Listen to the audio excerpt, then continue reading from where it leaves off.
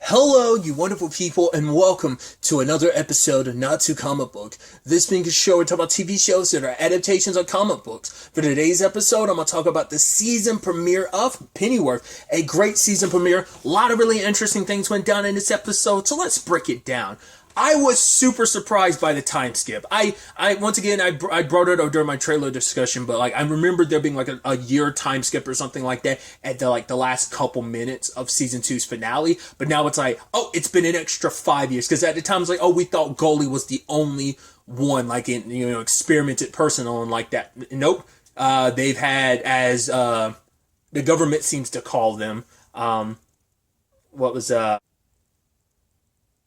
I actually forgot. I actually don't remember what Martha called them now. It was something like pews, people. It was people with enhancements or something like that. I think is the name that they gave them. But then Bet, it's just nutters with gizmos. Let's call them NWGs because of that or something. And I was and her and Dave Boy Turner, her laughing like that. I'm like, wait, this is the new trio? Which, I guess it makes it, for one, it means we'll get to see Bet a lot more, which I love Bet and all her psychoticness. I love her. But I also, I guess it's right, they do have to fill that trio void of, they lost Baza last season, so it makes sense them kind of filling that void a little bit. But this is kind of the new trio. They're continuing what,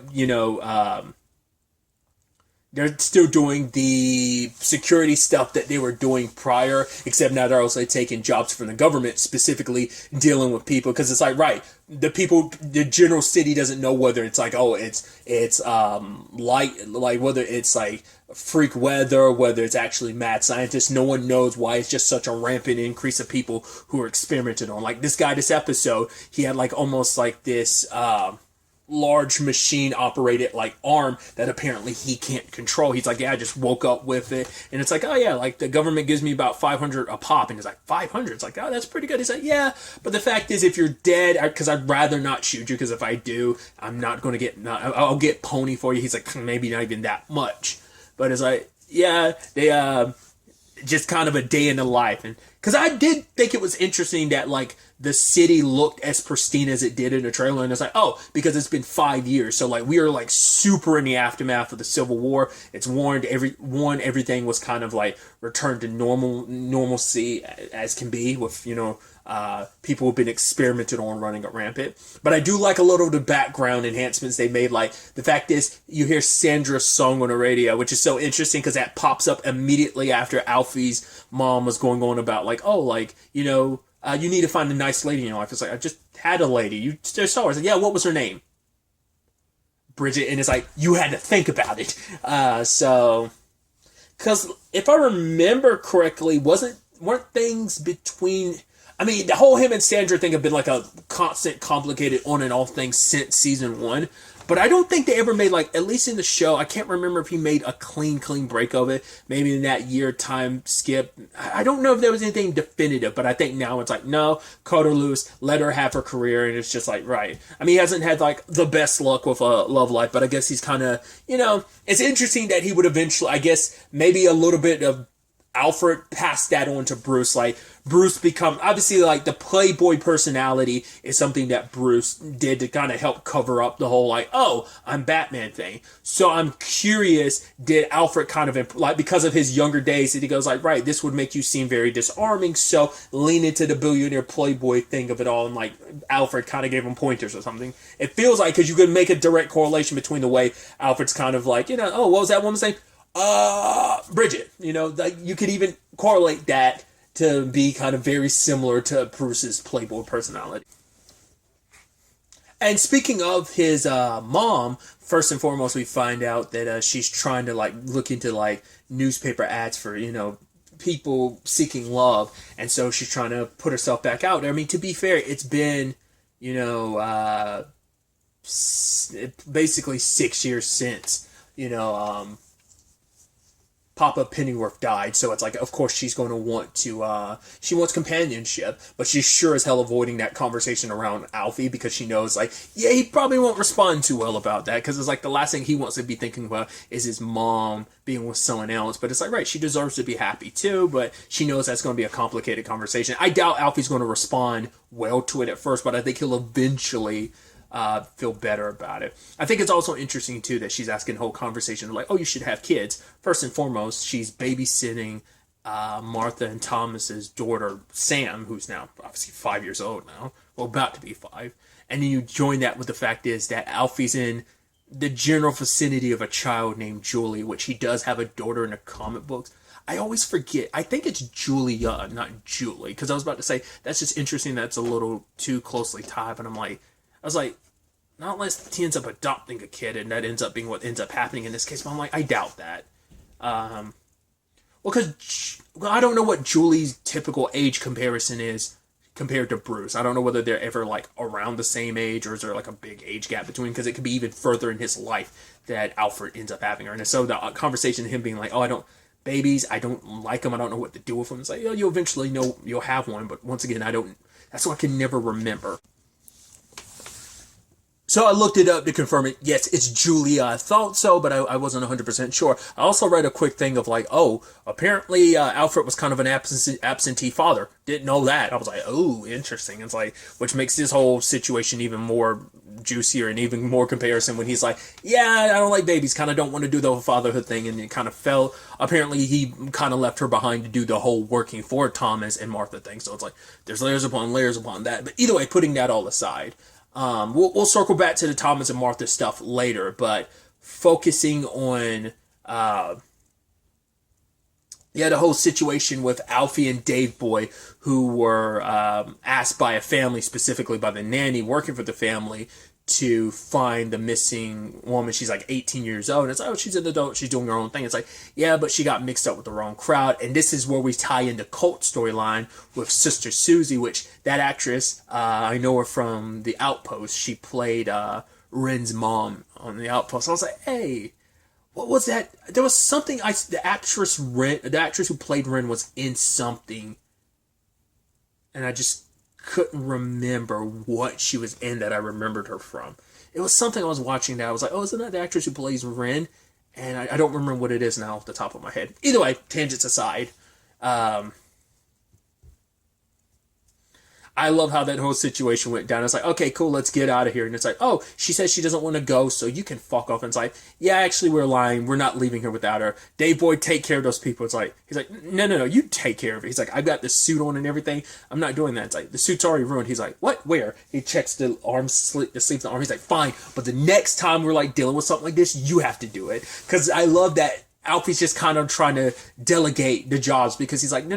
I'm supposed to be taking over a managerial position. I shouldn't be the one handling stuff. This was initially supposed to be Bet's job to take, but Bet was off doing her own thing, which we'll circle back to in a second. And I love that, it's like, all right, they're standing in front of Dave Boy. David was almost, he pulled an Indiana Jones. He's like, fuck this. And he kind of looks at Alfie, and Alfie kind of gives him the nod, pulls out the gun, shoots the guy in the foot. So I was like, okay, that's one easy and fast way to deal with that. So they bounce with her, and I'm like, that's probably not going to be good. Especially because she had that whole conversation about, like, my mom and dad aren't who you think they are. At the very least, it's like, they don't like me. Which Alfie, comes from the perspective with his dad. It's like, yeah, I thought I hated my dad, but I realized, like, I didn't understand him. We didn't really understand each other. We were different.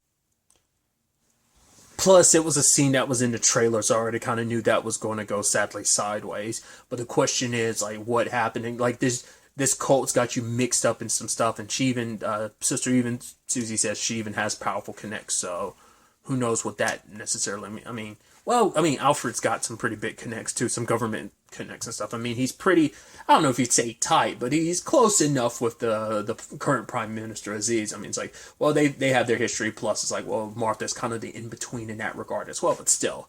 So there's a decent enough relationship with, I'm curious, are they really going to touch on the royal family or not? I mean, obviously this was filmed before Queen Liz died or anything. I mean, obviously this is fictitious, saying you don't need to, don't have to worry about that. But I'm wondering how much they'll lean into that this season or not. I mean, once again, this was all filmed like well before she passed away. So I'm probably thinking too much about it, but who knows how much of a position in this season she'll have. Obviously, she played a like much larger role last season than she probably will this season. Either way. But circling back to it, it seems like it might be a mind control thing because it did either like she was saying there's something more going on with her parents, and I don't think she just snapped. I think she might have been like mind control. That might be more about like the psychedelics and stuff like that with Sister Susie and her like little cult, and that might be something about that, and maybe that. What I was wondering about when I was watching the trailer was wondering whether the Sister Susie stuff was an A plot, and then all the stuff with Patrick Wayne was going to be like the B plot. Well, I thought those were connected, and then there's also like the plot of like people being experimented on. It seems like that might be the A, B, and C plot respectively, but now it's like maybe they're actually all the same plot lines. Maybe they're just the A, B, and C storylines that eventually converge all into one plot line. Because circling to the Martha and Thomas thing, Thomas is doing the whole doctor thing, and it doesn't seem like, at first you're like, wait, does he not know what Martha does? He's like, oh yeah, have a good day at office, and she kind of dances around some of the topics, and it's like, okay, so she's keeping it low key because they promised to leave all that behind. Understandable, it's like, right, they know how dangerous this is. Thomas got shot at the end of season 1. It's like, right, Sam's in our life now, and we know how dangerous things could be. We got to leave that all behind, but it's either like some part of Martha just can't let it go, but it's like, maybe it's because, oh, I know we could do so much good, so we can't fully let this go, but at least one of us needs to not be mixed up in this world. It's like, sadly, it comes back to bite you in the ass either way, because, once again, what your future holds for you. But I think this is all kind of leaning into, I feel like this storyline, especially with Patrick, is going to lean into some of the more nastier sides of the Wayne family. Because I think people have talked about it before, like, and my understanding is Thomas and Martha have never been, like, the biggest character in probably most Batman canon, but, like, obviously I feel like more recent years, they've kind of really sullied the Wayne family name. The Batman did it, Gotham touched on it, which is interesting, because obviously Bruno Heller, who's at the helm of this, also, did Gotham as well, and that kind of held that storyline of, like, not only Thomas, but also specifically the Waynes in general, kind of having their shady side. Because, like, his Uncle Frank was tied to the Court of Owls, so I don't think his dad might have been connected. His uncle definitely was. Either way, you tie that in with his father being like, oh yeah, we have some business here. There's a doctor that ran away, and we don't want him giving that information to the the British government. And I'm like, okay. So all these experimentals that have been popping over the past 5 years, does he have some kind of connection to that? Because I'm curious if this might have something to do with some of the shady business that the Waynes are associated with. Because Thomas gets tied to some of those experiments that ended up happening at Arkham.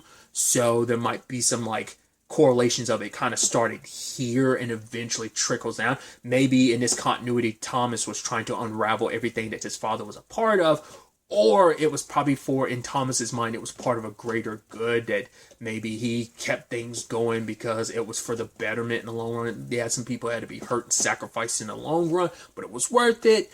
I don't know, but like Thomas does typically get associated with some like shady shit that goes down at Arkham, specifically in the realm of experimentation. So like that there's a scientist going around that they're looking for. I'm assuming it's the same guy that slit that guy's throat that Aziz wants Martha to look into, because it's like, right, he's a CIA agent. The CIA ain't asking about him because they don't want us to know he was here and what he was up to.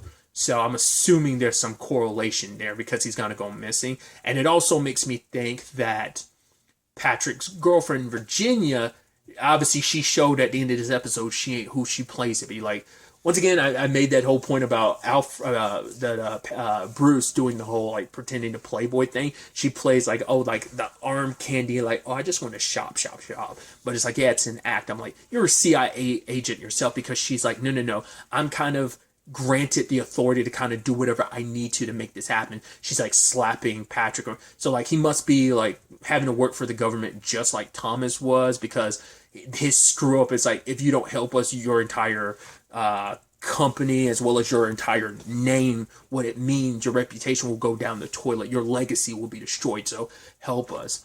She might not be government related, but the phone and just the way she was acting and almost acting like she has like that full support to do something, it feels like she is a CIA agent, but we'll see. And that's why I'm feeling like this all has to be connected. Like Thomas must have, not Thomas, but Patrick might have supplied the government with a scientist. Like, because I don't know if they gave him a name, and I'm like, I think this would be too soon, like for him to be like a Hugo Strange or something like that. So once again, he's like the one mad scientist I know, like in Gotham. Like I'm sure there are other. I mean, it's like, well, Mr. Freeze is a mad scientist, but you know, we know Mr. Freeze's deal. But I feel like Hugo, I doubt this guy has anything. I doubt he is Hugo Strange or has any correlation, but still, which is sad too because Patrick does believe Thomas when Thomas is like, wait, no, my wife is she's a public records person for the government. She doesn't actually work the MI5 stuff. It's like, no, she doesn't like take direct orders from the prime minister. And he's like, oh, I thought you knew. It's like, he was hoping to come here he's saying like, oh, I came to meet Martha and Samantha, but it's to exploit that connection. He's like, because he even said he has a contact in the CIA or whatever that told him about that. And it's like, and I'm assuming, I'm not saying that she is that contact, but she has a connection to all of this, that being Virginia. So that's going to make things a little rocky. And Thomas isn't saying anything to Martha because he knows if he brings it up, he kind of doesn't want to know the answer. Because if he accuses her and there's nothing there, he's rocked the boat for no reason. But if he accuses her and there is some validity there and she lies to him, it's going to make things worse. If she lies to him and he knows that she's lying about it, that's going to make things doubly worse. So I think he's kind of almost in that space of, I'm damned if I do, damned if I don't. Like, what do I do in this situation? Do I confront her? Do I not? So I think he's kind of stuck in that space right now because he doesn't want to accuse her or anything. But it's like, yeah, she is kind of lying to him. So, and it's sad because it seems like, you know, they've had their ups and downs over the course of the season, but it seemed like they were in a good place, you know? It's like, Thomas does seem like he is he's become an even better person. He's not kind of the selfish prick he kind of was before. I mean, that's the thing. He had his good moments, but he also had his very douchey moments. So we'll have to wait and see how that plays out. But it's like, yeah, she's like, oh, like your son's lying to you. It's like, maybe on some level, Thomas always knew, like, right, she is lying to me, and I knew it, but I just never wanted to push it. Some things never aligned, and now it makes sense. And it's like, yeah, it's always been there, and maybe on some level I knew, and I just never wanted to question it. I never wanted to push it. I never wanted to potentially threaten what we have. So maybe there's some correlation or connection there. Once again, maybe I'm just reading too much and thinking too much into it, but at the very least, like, Virginia's making Patrick believe, like, no, your son is playing you. He knew the entire time, like, he's known the entire time, and he's just lying to you, which, like, it seems like he legitimately didn't. I believe that as an audience, and so now he's going to be pushing even further to try and get Thomas to push on the whole Martha thing to get the information they need. So we'll see how that all shakes out. Another element to this episode is Bet herself finding God, what was her name? The lady that's connected to Salt. It's like, yeah, rolling up on them, and it's just like, I love, once again, Bet can be a psycho and also the sweetest person at the like turn of a hat, because she's like, oh, like, babies are so adorable, and she's being all, and like got them at gunpoint, got them tied up, and she's falling asleep with a gun and a baby in her hand. It's like, oh, she's like, oh, did I doze off? It's like, oh, babies make you sleepy, you know? And I love that it's like, I love she was like, oh, you look like a geology teacher. Are you a geology teacher? And he was like, no. She's like, I hate geology teachers. What's the capital of something? And he was like, he referenced something, and she's like, exactly, who fucking cares? I'm like, I love that you make no sense. And so I love how that situation turned about. They took the gun, they got guns pointed at her. She's like, oh, do something now. What you got to say now? And she kills him. Boom, boom. It's like, oh, sticks and stones, lady. Sticks and stones.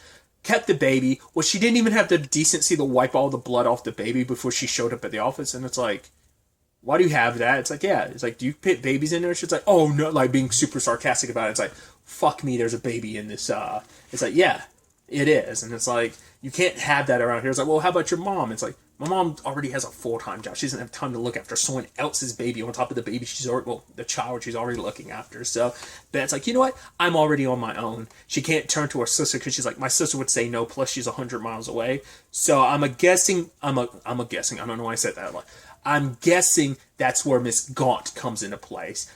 Because we do see her in her trailer and she's telling Bet to not go into killing spree. Bet's like, it's fine. It's like, well, too late. She's already killed 2 people, so we're kind of already off to a shit start. But I'm so interested to see where that story goes because she's all about getting revenge on John. So trying to track him down. It's like, oh, that bastard needs to get what's coming to him, considering everything. So it's like, yeah, revenge is a dish served cold. It's been 6 years, but she is going to track him down. She will find him and make him pay. So, plus it also has showcased that there are still remnants of the Ravens still out and about, so that could be an element to all of this as well. Like I said, there's just so many interesting plot threads that I can't tell how much is just separate storylines and how much will just be everything culminating into one storyline, that every one of these storylines, 3 major storylines, ties into the others. Because once again, Virginia gave that call, okay, activate it now in the morning or whatever, and that's just when everything went down with that woman killing her family and showing up at Alfred's place. That all went down afterwards, so that could be deceptive. We also know there were people parked outside of their house. They look like your typical G-men. G-men specifically reference FBI agents. It's not necessarily any American element in general. It's typically FBI, right? I don't know if G-Man could be applicable to CIA agents or not. I've always associated it with FBI, so I don't know if it's applicable to other government agents like that or not. Either way, there were people parked outside, in cars. They looked like they were wearing suits, hats, and shades. So I'm like, they fit the part. So that's why I feel like there's definitely at least a connection between that and the Patrick storyline. So maybe this is, once again, it's maybe the government is, once again, got these, that ends up kind of being the story in these universes, whether it's Marvel, whether it's DC, of the government finding out about some super soldier or experimental program just to increase their chances because this has turned into a super powered race, because apparently the guy with the arm at the beginning of the episode, they're like, maybe that's kind of a Russia thing. So every country is trying to super soldier up their battlefield, because especially after everything with Gully last season, everyone's trying to it is that time for the large arms race. So I think that's really playing into those elements of just the geopolitical situation of the world. So I guess that's what the CIA is trying to make sure, that their connection to Patrick Wayne and just Wayne Enterprises in general and this particular scientist, we don't want him falling into the British government's hands, because we don't want them knowing what he knows and they can help mass produce things on a larger scale and take what we've got, whether it's related to this Sister Susie thing or that's someone else thing or that's just her thing. We'll ultimately have to wait and see. Because, it could just be a Manchurian Candidate type of thing of she just happened to be taken by Sister Susie, but maybe she already kind of had something there and it says, now we're activated. I don't know. It's once again, just pure speculation on my part, but I'm very, very interested to ultimately see where all this takes us going forward into the next episode. Obviously, HBO Max, so all the first 3 episodes are out, so I'm going to, whenever I'm able to get a chance, I'm going to watch and review the other 2 episodes today, or if I don't put them out, if I don't get the behind the scenes stuff, if I'm not able to do it today, then I'll wait to put all 3 of them out together, whether that's later Friday or whether that's some point Saturday. We'll just have to wait and see. But really, that's all I'm going to talk about. Till the next time we meet, be happy, be safe, live life to the fullest, and enjoy it. Good day and goodbye.